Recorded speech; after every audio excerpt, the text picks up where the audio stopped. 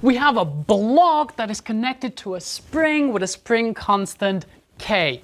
We initially displace the block and then the block will perform simple harmonic motion. In this case, the net force that is acting on the block, mass times acceleration, will be equal to the spring force, which by Hooke's law is equal to negative kx.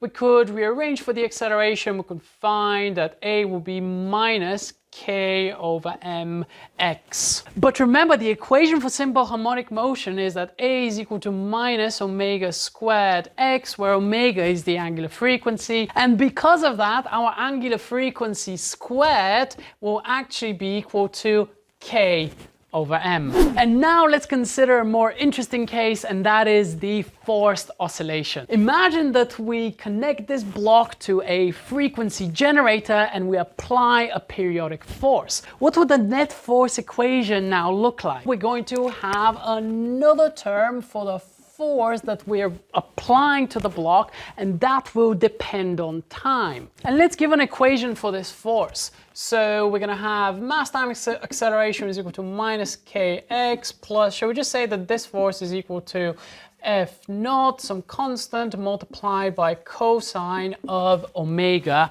t. So it's a periodic force that varies by cosine of omega t. This right here is actually a differential equation for x, so we can actually write this as m times the second derivative of x is equal to minus kx plus f naught cosine of omega t.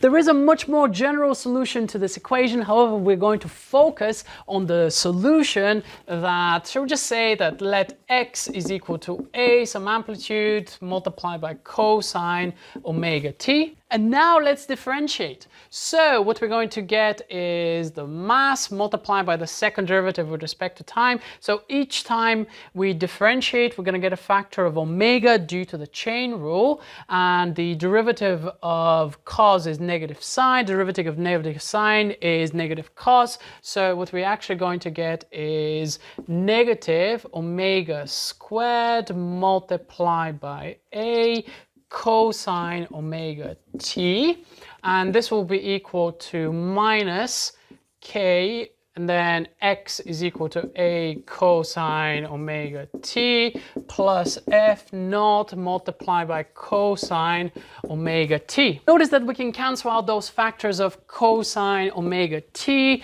and what we're left with is minus m omega squared a, and then let's bring this term onto the other side, plus Ka is going to equal to f naught. Now let's divide all factors by m, and what I'm going to get is minus omega squared a plus k over m times a is equal to f naught. I could factorize a, and I'm just going to do that up here, and what we're going to get is that a, which is multiplied by k over m, take away omega squared is equal to f naught, and we can find that the amplitude is equal to f naught over km take away omega squared.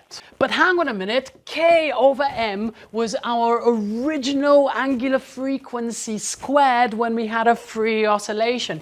So in this equation for the amplitude, if the driving frequency omega starts matching the natural frequency, the square of which is given by k over m, then the amplitude will start getting larger and larger, because this term here is getting smaller and smaller and it's tending towards zero, and a is shooting upwards, and we practically get a maximum amplitude. If you enjoyed this video, your understanding of resonance will not be complete until you have a look at this video right over here, looking at some examples, and have a look.